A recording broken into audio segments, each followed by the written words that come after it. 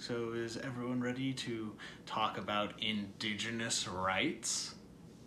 In full honesty, this is something that I had to make for a class, but this is something that also is very important to me, so I did want to speak on it. As I myself am part Indigenous or Native American or American Indian, I am Laguna Pueblo myself, 3/16, and so this issue is, or group of issues, is very important to me.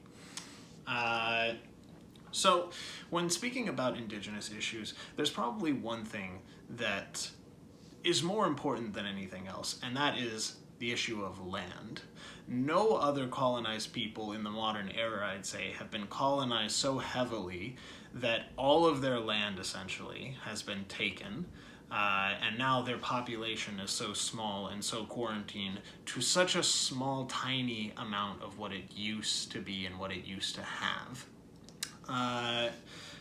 And this is obviously something that greatly informs pretty much everything about almost every other Indigenous issue. So I wanted this first of two videos to be just about that. So when you're talking about land and the land back movement, it's important to understand the role that this has played.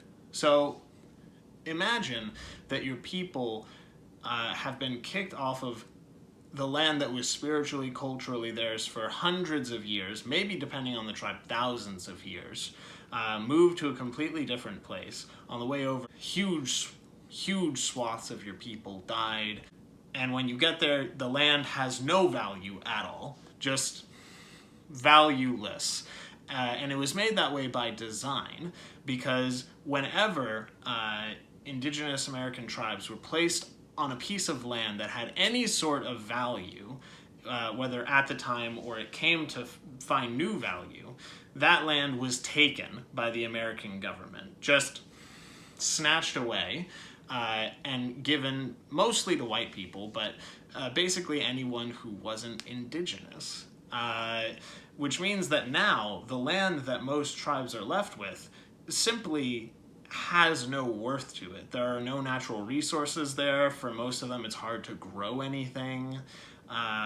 Many of them are just very small.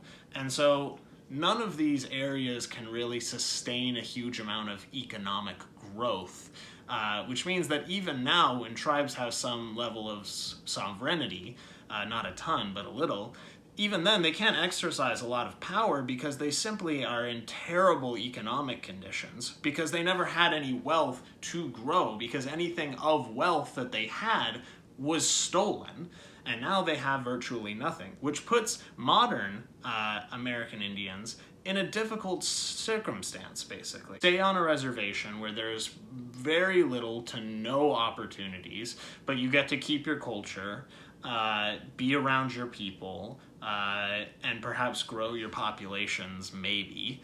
Or you leave the reservation and go into the city, but then it's easy for your culture, your bloodline to get diluted, or just disappear virtually. And in general, because the population of these groups are so small, it's very hard to form strong ethnic enclaves the way that many Asian communities or many Hispanic communities have been able to do over the years. And generally, it's hard to exercise any sort of power in these regions, like some of those groups can find themselves being able to.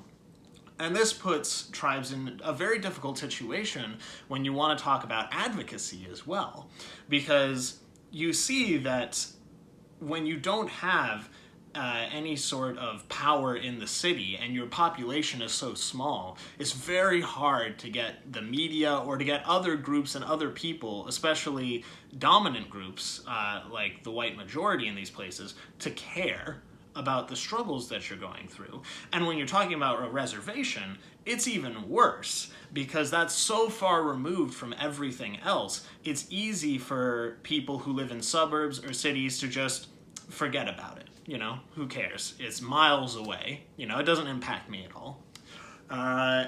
And this is simply not a sustainable situation. And obviously, it's complicated and there's no easy answer, but it's important to understand then why the discussion of land back is so vital and so important to so many of these tribes. The land symbolizes so many things. Not only is it a religious and a spiritual tie, but you're also talking about economics. You know, you're talking about visibility. You're talking about any sort of power that you can exercise over yourself, you know?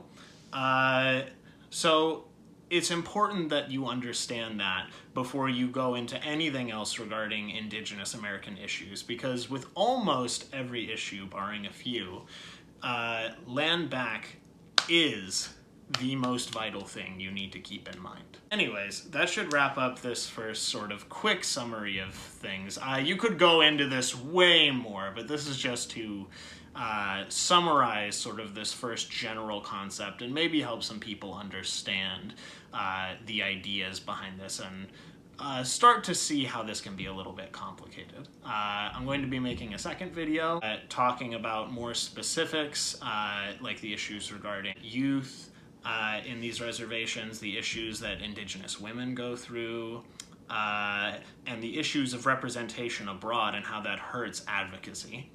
But until then, I'm going to be posting that hopefully this same day. Thank you very much for watching. Have a good day, I guess.